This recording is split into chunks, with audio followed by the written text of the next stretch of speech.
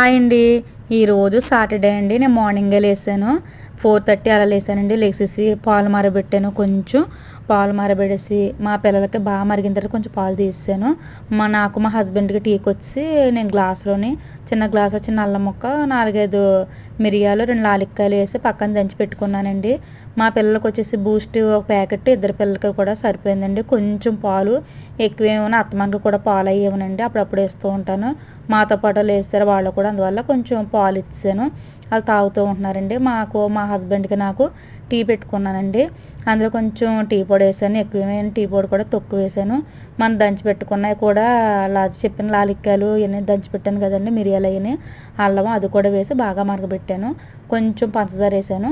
Next వచ్చేసి చాలా బాగుంది టీ కూడా. నాకు చాలా ఇష్టం అండి టీ అయితే మట్టుకి.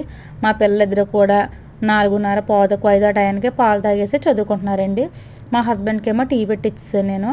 మార్నింగే లేసి ఇంట్లో పనులన్నీ చేసుకుని చక్కగా టీ కాడ తాగేసి మనం ఏదన్నా చదువుకోవచ్చు, బేగా పనులు చేసుకుంటే చాలా హాయిగా ఉంటుందండి. ముందు ఫ్రెష్ అప్ అయిపోయిన తర్వాత ఈ వంట పని చేస్తూ ఉంటాను నేనైతే మట్టుకి.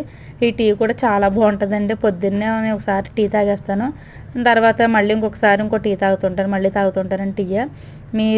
మీరు టీ ఎలా పెట్టుకుంటారో నాకు కామెంట్ చేయండి. ఇలాగే పెట్టుకుంటారా వేరేలా పెట్టుకుంటారో నాకు కామెంట్ చేయండి, మర్చిపోద్దండి.